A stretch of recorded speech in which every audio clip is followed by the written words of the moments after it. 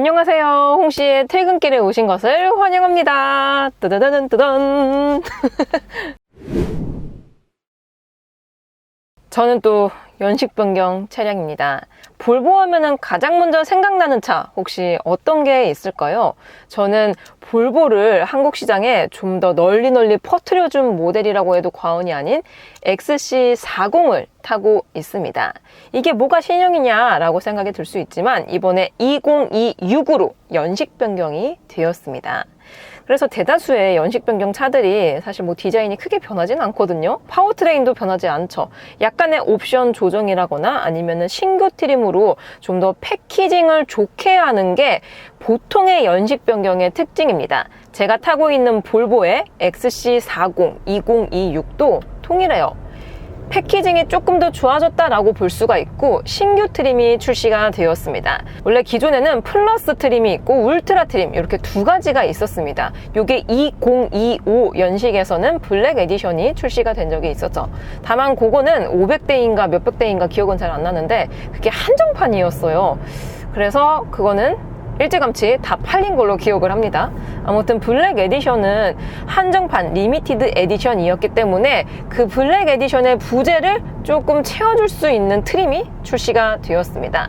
아쉽게도 제가 타고 있는 시승차가 아니기는 한데 원래는 플러스와 울트라 이렇게 두 가지가 있다고 말씀을 드렸잖아요. 근데 이번에 2026으로 연식 변경이 되면서 울트라 트림에서 브라이트가 있고 다크가 있습니다. 제가 시승 중인 시승차는 브라이트고 여기서 다크 모드를 선택을 할 수가 있습니다. 요즘 신형 XC90과 신형 S90을 보면은 브라이트 테마가 있고 다크 테마가 있거든요. 그게 엔트리급인 XC40에도 적용이 되었다라고 생각하시면 될 것 같아요. 그래서 기존에 크롬 라인이 들어가는 부위에 블랙 하이글로시나 아니면은 약간 좀 다크한 컬러가 들어감으로써 조금 더 스포티한 맛이라든지 아니면 조금 더 영한 느낌을 가져갈 수 있는 디자인 특화 트림이라고 생각을 하시면 됩니다.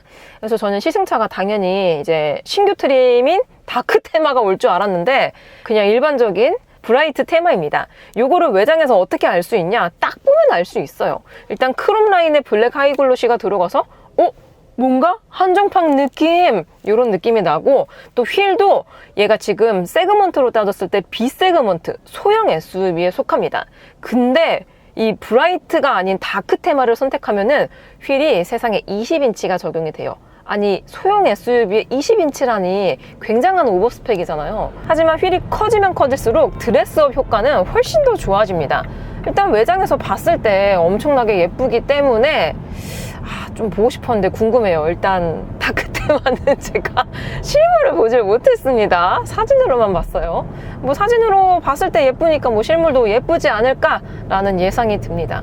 아무튼 제가 타고 있는 차량은 울트라 브라이트 트림이기 때문에 19인치 휠이 적용이 되고요. 기본 트림 같은 경우는 18인치가 적용이 됩니다. 그리고 요거 이외에도 원래 제가 알기로 XC40 같은 경우는 4륜을 선택을 할 수가 있는 걸로 알고 있었는데요. 요번에 2026으로 연식 변경이 되면서 이제 전륜구동이죠. EWD 사양은 없어졌습니다. XC40은 무조건 4륜 구동 시스템 AWD가 적용이 됩니다. 특히나 XC40 같은 경우는 파워트레인이 마일드 하이브리드 요게 하나가 들어가 있습니다. 마일드 하이브리드 같은 경우는 기존의 가솔린 엔진과 미션이 들어가 있는 파워트레인에 48V의 전력 시스템을 추가를 하게 됩니다. 그렇게 되면은 정차했다가 출발할 때나 아니면은 쭉 탄력 주행을 하다가 정차했을 때, 그랬을 때 살짝의 전기 모터가 주행을 도와줍니다. 그러니까 본격적으로 우리가 생각하는 하이브리드 하면은 전기 모터로 구동이 되고 막 가다가 엔진 부두둥 막 이렇게 막 구동되고 그러잖아요.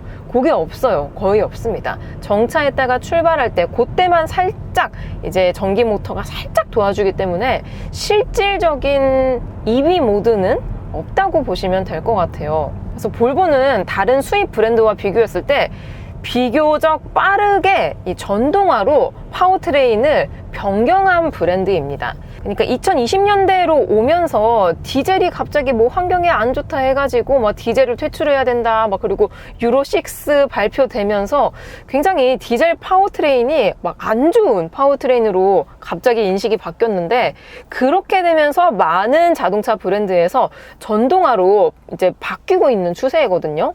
과거의 볼보도 가솔린보다는 디젤 엔진이 조금 더 완성도가 높은 브랜드였습니다. 그러니까 원래 나 잘하던 거를 갑자기 버리기가 참 어렵거든요. 그러니까 그런 거예요. 일 같은 경우도 내가 한 분야를 10년 정도 막 일을 했는데 이제 와가지고 그만두기도 뭐하고 다시 진로를 변경하기도 애매하고, 굉장히 그 애매한 순간 있잖아요. 그러니까 이게 포기도 제가 봤을 때는 엄청난 용기가 필요하다고 생각을 해요. 근데 볼보 같은 경우는 본인들이 잘하는 디젤 파워트레인을 단숨에 포기를 했기 때문에 어떻게 보면 용기에 박수를 쳐주고 싶습니다. 그래서 가솔린 엔진에 거의 다 볼보의 파워트레인들은 48V 마일드 하이브리드 시스템을 사용하고 있기 때문에 어떻게 보면 다 친환경 차량이에요. 친환경입니다. 그리고 요거 말고도 윗급으로 가면은 PHEV 플러그인 하이브리드가 있죠. 근데 XC40은 PHEV 플러그인 하이브리드는 아직까지는 없습니다. XC40 리차지라고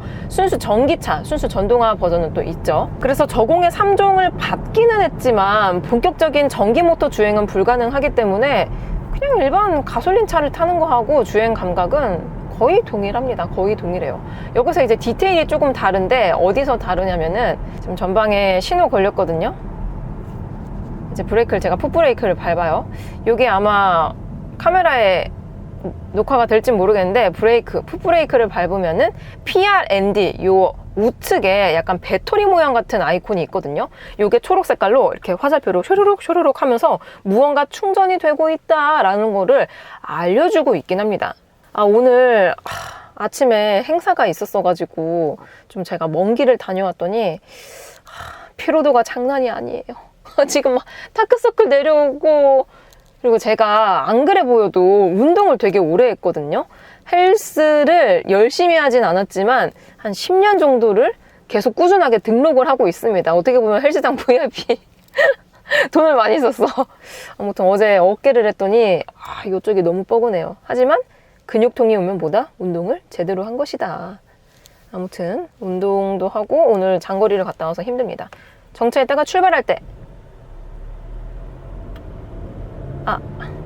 바로 엔진이 들어가긴 했는데, 뭔가 주행 조건에 있어서 구동력이 많이 필요로 하지 않을 때, 그럴 때에는 딱 엑셀을 밟았을 때 한 0.5초 정도는 약간 전기 모터로 쑥 가주는 게 있긴 하거든요. 근데 요거는 이제 케바케입니다. 주행 조건에 따라서 이 48V가 도와줄 때도 있고 안 도와줄 때도 있어요. 그래서 우리가 생각하는 저공해 차량, 친환경 파워트레인, 하이브리드 하면은 뭐가 가장 먼저 떠오르시나요? 저는 연비가 가장 먼저 떠오릅니다. 보통 하이브리드 차량들은 연비가 좋으니까요. 하지만 48V 마일드 하이브리드 MHEV 차량들은 실제적인 이런 연비에 도움이 많이 되진 않습니다. 그냥 가솔린하고 비슷해요. 그래서 트립 컴퓨터상 제가 타고 있는 차가 연비가 왜 이렇게 안 나왔지? 7.2km? 야, 이거는 리셋을 다시 해야 되겠다. 너무 막히는 길을 와서 그런 건가? 살짝 놀랐어 지금.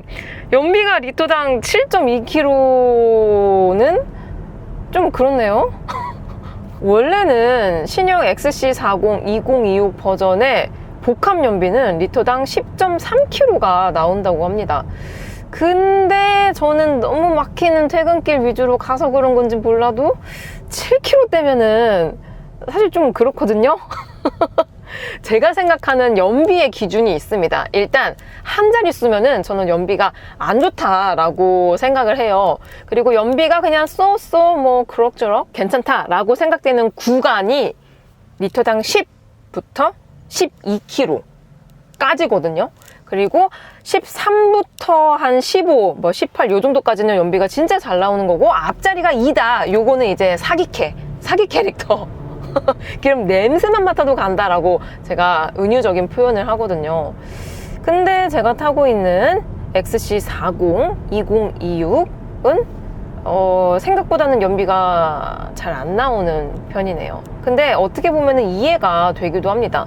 원래는 이게 전륜구동 사양 EWD가 있었는데 그게 없어지고 상시 4륜구동 AWD 시스템을 사용하고 있다 보니까 그만큼 기름을 많이 먹을 수밖에 없을 거 아니에요. 아니 생각을 해봐요. 바퀴 2개로 가는 거랑 바퀴 4개로 가는 거랑 뭐가 더 기름을 많이 먹겠어요.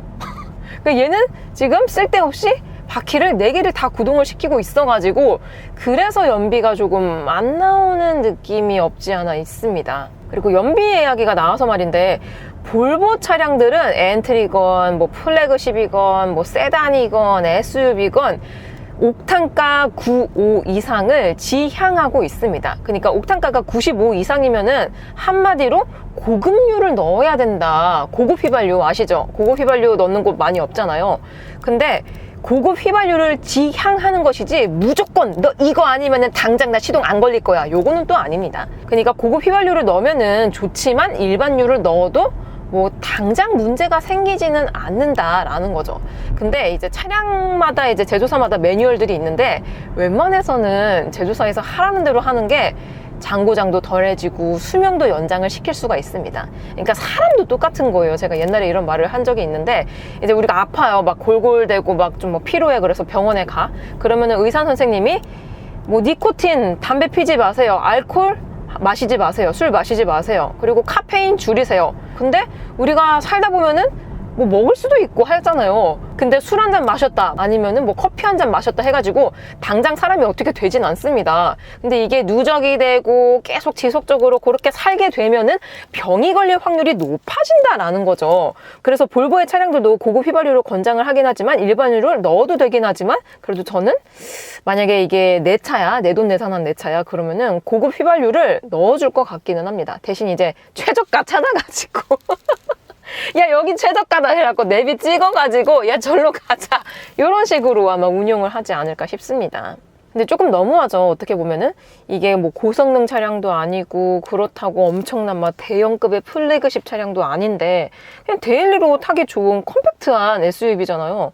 그런데 고급 휘발유를 넣어야 돼. 그러면은 유지에 있어서 약간의 스트레스가 있을 수가 있겠다라는 거죠. 그리고 지방은 갑자기 기억이 안 나는데 이제 수도권에는 그래도 고급 휘발유를 넣는 데가 많기는 하거든요. 근데 지방은 고급 휘발유를 취급하는 데가 막 엄청 많지는 않은 걸로 알고 있습니다. 그러니까 주유하려면은 여행을 가야 되는 거야. 나 지금 기름 없어 해가지고 내비를 찍었는데 가장 가까운 고급 휘발유를 취급하는 곳이 막 10몇 킬로 가야 돼. 그러면은 주유를 하기 위해서 여행을 떠나야 되잖아요. 어떻게 보면은 지루한 일상 속에서 한 줄기의 즐거움을 가져다 줄 수 있기도 하겠지만 급할 때는 약간 스트레스로 다가올 수도 있지 않을까라는 생각이 듭니다. 그리고 XC40이 최근에 살짝 좀 더 이슈화가 된 게 있는데 이제 공유 렌터카 아시죠? 뭐 쏘카나 이런 거. 근데 요번에 쏘카에서 볼보의 XC40이 들어왔다라고 합니다. 트림은 뭔진 모르겠는데 플러스나 울트라 그 둘 중 하나지 않을까 싶어요.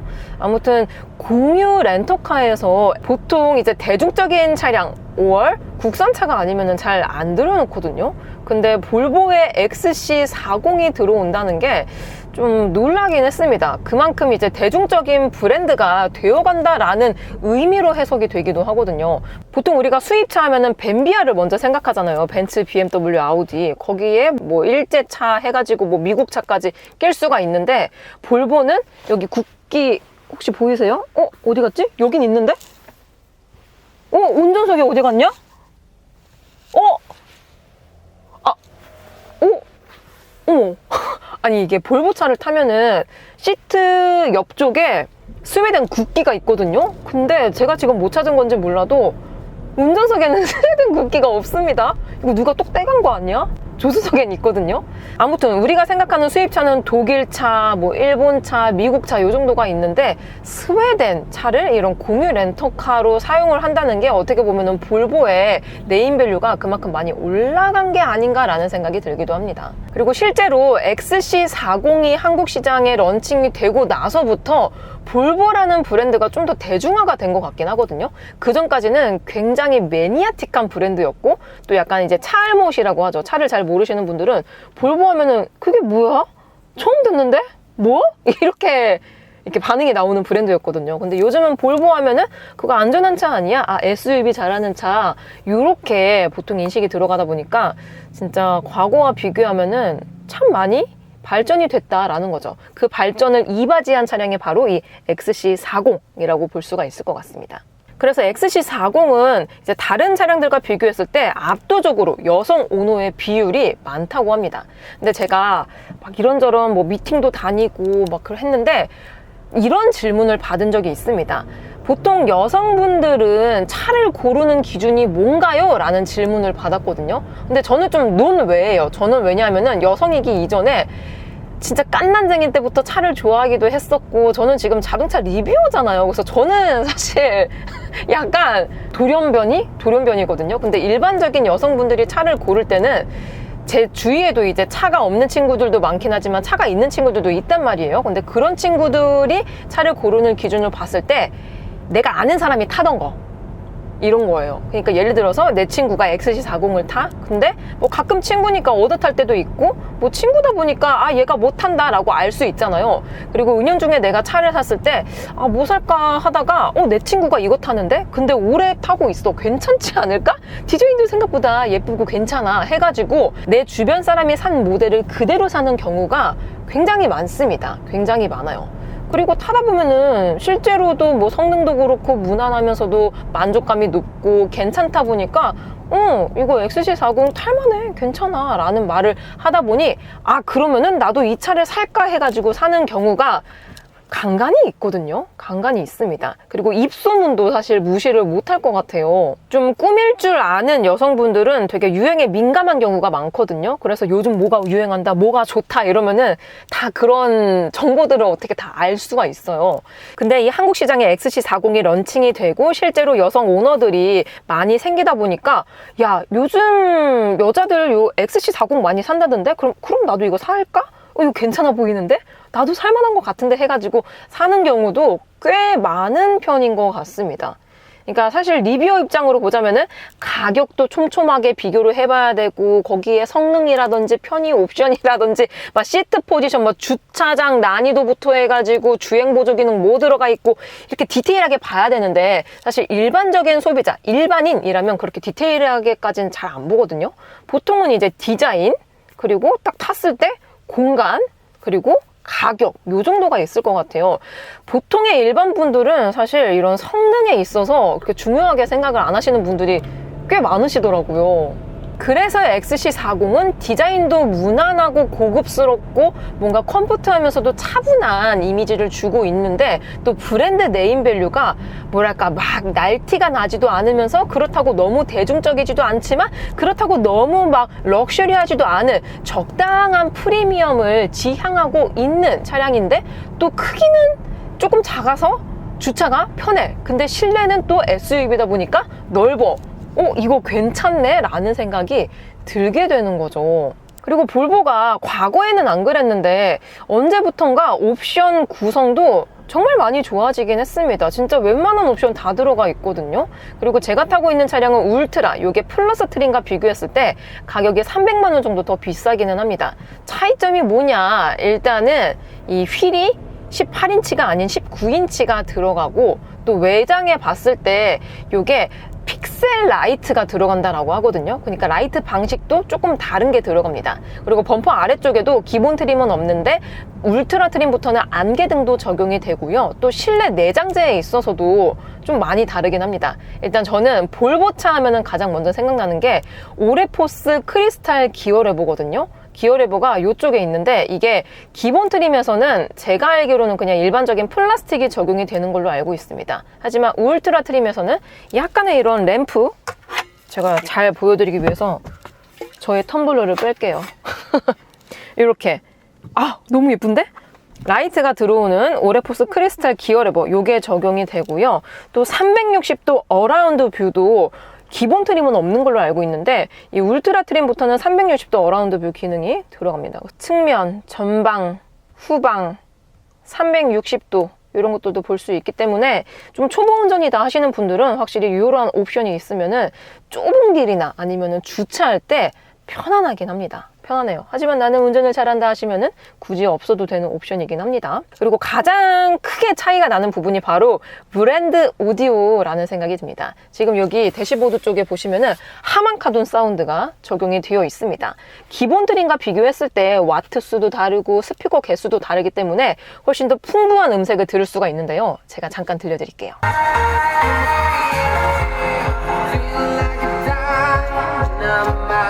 갑자기 또 이렇게 음악을 들어가지고 살짝 신이 났습니다. 저는 신이 나면 춤을 추거든요. 아무튼 기본 오디오와 비교했을 때 베이스 영역부터 깊이감이 다릅니다. 그리고 조금 더 깔끔하게 선명하게 음이 나타나면서 뭔가 입체적으로 들리거든요. 제가 이게 음악 유튜버가 아니라 가지고 설명을 깔끔하게 잘 못하긴 하지만 달라요. 다릅니다. 그래서 옵션이 조금 들어가 있는 것 치고 300만 원이면 과하지 않나 라는 생각이 들 수도 있지만 스피커만 보더라도 일반적인 다른 차량들에게서 이제 브랜드 스피커를 넣게 되면 보통 100만 원 정도가 되거든요. 거기에 360도부터 해가지고 휠도 인치업이 되고 또 가니쉬도 알루미늄 커버가 들어가 있고 되게 실내 내장재는 고급스럽거든요. 엔트리급 치고는. 그래서 300만 원 정도의 값어치를 충분히 한다라고 느껴집니다. 그리고 연식 변경이 되면서 2025 버전과 비교했을 때 기본 트림은 무려 240만 원이나 올랐습니다. 아니 달라진 게 솔직히 말해서 없는데 좀 너무하잖아요. 근데 주력 트림이라고 볼 수 있는 울트라 트림은 30만 원이 인상이 되었습니다. 요 가격 차이를 보아하면 확실히 XC40은 플러스보다는 울트라를 선택해라 라는 무언가의 압박으로 느껴지기도 합니다. 사실 기본 트림은 진짜 변한 게 없기는 하거든요. 근데 240이 오른 거면은 거의 진짜 국산차 기준으로는 페이스리프트 됐을 때의 가격이긴 하거든요. 좀 많이 오르기는 했죠. 그래서 과거에 한국 시장에 XC40이 처음 출시가 되었을 때는 4,600만 원대에 출시가 되었습니다. 그리고 약간의 부분 변경과 또 연식 변경으로 인해서 현재는 기본 가격이 5,190만 원으로 좀 많이 오르기는 했어요. 그래서 동급 수입 경쟁 차종들과 비교했을 때 XC40만의 장점이 희석이 된 것 같아서 저는 개인적으로 아쉽습니다. 왜냐하면 경쟁 수입 SUV들하고 비교했을 때 XC40은 차분한 디자인과 함께 풍부한 옵션, 그리고 소폭이긴 하지만 진입 장벽, 가격 진입 장벽이 조금 낮았거든요. 근데 요번에 연식 변경이 되면서 좀 많이 비싸졌다 보니까 그러한 장점들이 희석이 되긴 했습니다.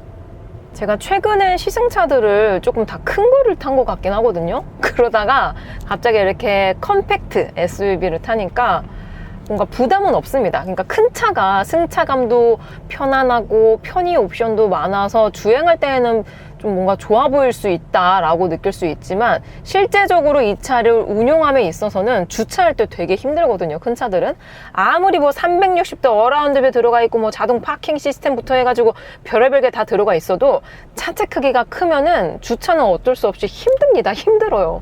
그리고 서울 중심부에서는 진짜 새로 지은 건축물이 아닌 이상 주차장이 웬만해선 다 좁습니다. 그러니까 거기를 한번 들어가려면은 막 전진 후진을 막 진짜 막 몇십 번을 해야 되고 그러다 보면 약간 진땀이 나기도 하고 좀 힘들거든요. 근데 지금처럼 컴팩트한 차량들을 타게 되면은 몇십 번 전진 후진 할 거를 한두 번만 해도 되니까 확실히 작은 차가 또 이런 면에서는 이점이 있습니다. 편하네요.